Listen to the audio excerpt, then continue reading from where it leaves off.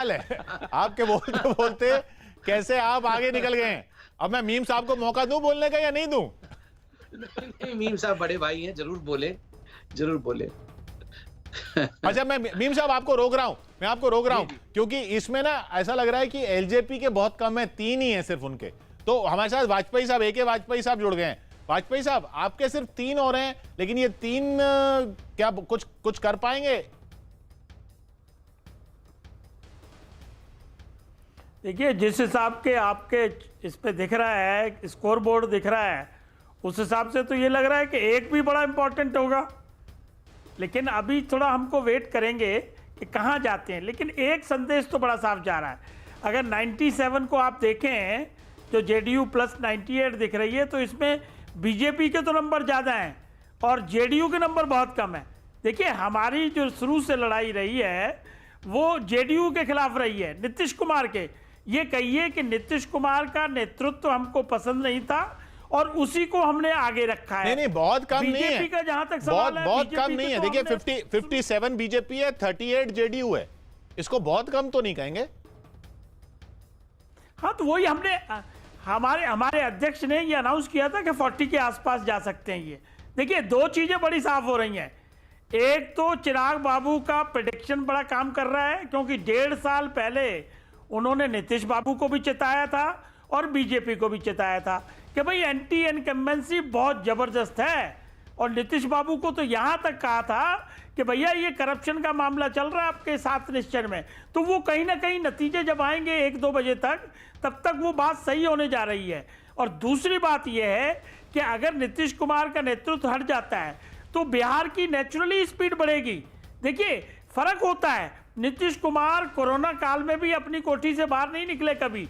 वो सिर्फ जो CM हाउस है पिछले 5 साल से उसी में कन्फाइन करके बैठे हैं और जो ब्यूरोक्रेटिक सेटअप उनको रिपोर्ट देता था। पर वाजपेयी साहब, बीजेपी आपको मानने को तैयार ही नहीं है। आपको अपने साथ मानने, आप जबरदस्ती कह जा रहे हैं बीजेपी वो मानने को तैयार नहीं है।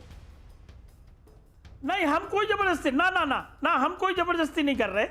बिहार के NDA में हम है ही नहीं, तो जबरदस्ती काहे की करेंगे? ये तो हम बड़ा क्लियर है ना। बीजेपी के सभी नेताओं ने कह दिया और हमने भी कह दिया कि भाई हम तो है ही नहीं, तो उसमें कहां की जबरदस्ती है? तो आप क्या है, आप क्यों थे फिर आप इस चुनाव में सिर्फ ये 3-4 सीटें लेने के लिए थे जिसका कोई यूज नहीं होगा? नहीं, हम 2 कारण से थे। एक तो बिहार के हित में नीतीश बाबू को बाहर निकालना था, नंबर 1।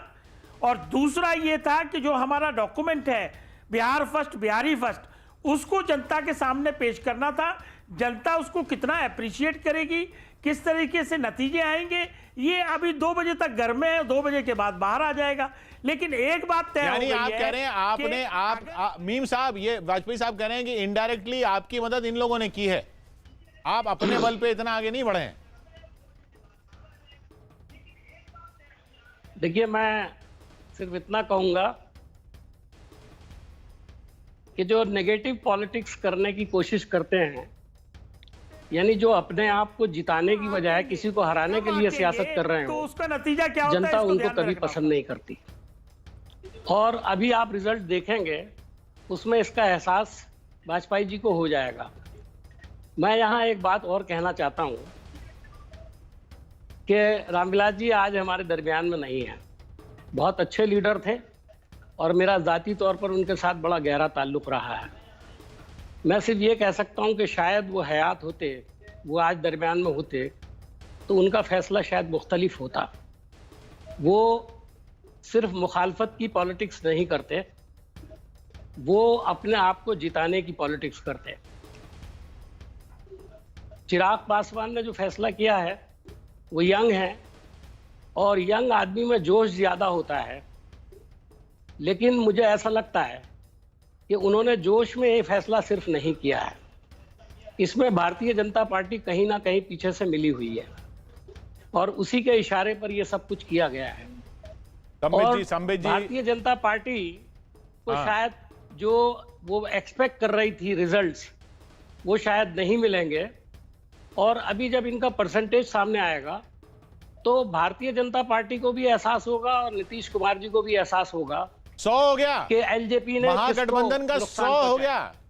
मीम साहब 100 हो गया। अब हाँ। आप समित जी को बुलवाएंगे तो शायद फिर बढ़ जाए कुछ। हाँ, वही मैं देख रहा हूँ आप मतलब सिर्फ संबित जी में ही कमाल नहीं है, कमाल आप में भी है। संबित जी ये तो 3 फिगर में पहुंच गया महागठबंधन, 200 में 100। थोड़ी देर में हम भी 3 फिगर में पहुंच जाएंगे, मगर ये 3 फिगर में पहुंचना महत्वपूर्ण नहीं है, मैजिक फिगर में पहुंचना महत्वपूर्ण है। और दूसरी बात है, ये कांटे की टक्कर चल रही है। तीसरी बात है, यहाँ आज एलजेपी के साथ युद्ध करके मुझे कोई लाभ नहीं होने वाला है। क्यों युद्ध करूं? वाजपेयी जी मेरे भाई हैं, इतने वाजपेयी जी हमारे भाई हैं, वाजपेयी जी ने हमारा हमेशा साथ दिया है। चलिए, जहां तक ये आक्षेप लगता है कि भारतीय जनता पार्टी का भी इसमें कोई हाथ था एलजेपी को अलग से खड़ा करने का, देखिए एक तरफ तो आप लोग हमें बहुत अत्यंत बुद्धिमान बता रहे हैं और दूसरी तरफ आप बता रहे हैं कि हमने ये मूर्खता की अपने आप को हराने की। तो दोनों चीजें तो एक साथ नहीं हो सकती है कि हम अत्यंत बुद्धिमान थे कि एकदम कि इसको हराना है, क्या करना है, ये कैलकुलेशन कर रहे थे, और दूसरी तरफ इतने मूर्ख थे कि अपने पैर पे ही हम अपना कुल्हाड़ी मार रहे थे। तो इस प्रकार का ये संशय जो आप व्यक्त कर रहे हैं, ये उचित संशय नहीं है। राजनीति में एलजेपी एक इंडिपेंडेंट पॉलिटिकल पार्टी है, वो किसके साथ कहां जाएगी ये इनका विषय है, इस पर मैं टिप्पणी करना नहीं चाहूंगा। बहरहाल ये क्लोज फाइट है, और चूंकि अब 9:30 का समय हो गया है, मैं दूसरे चैनल पे जाऊंगा, आज पार्टी ने अलॉट किया हुआ है। मैं आपसे इजाजत लेता हूं, और अभी देखिए मैं 96-99 पे हम आ गए हैं, 100 से कम हो गया है, और भी कम होगा अभी आरजेडी का। तो आप भी उनको नीचे लाने में लगे हैं, अपने आप को बढ़ाने में लगी है ना। हम भी बढ़ गए, 94 से 96 पे आ गए हैं। जी हाँ, लेकिन अफसोस ये कि आपको यहाँ से न्यूज़ 18 इंडिया छोड़ना पड़ेगा, आपको दूसरे चैनल में जाना पड़ेगा। देखिए जरूरी नहीं है संबित जी की हर जगह आप जाएंगे और बढ़ते चले जाएं, आप फैसला कर लीजिए, सोच लीजिए। नहीं, मुझे न्यूज 18 पर विश्वास है, यहाँ संख्या बढ़ती चली जाएगी और बाकी जगह सरकार बाद में बनेगी। न्यूज 18 में भारतीय जनता पार्टी और हमारे एनडीए गठबंधन की सरकार पहले बन जाएगी। बहुत बहुत धन्यवाद किशोर। धन्यवाद, आपके बोलते ही देखिए 100 हो गया।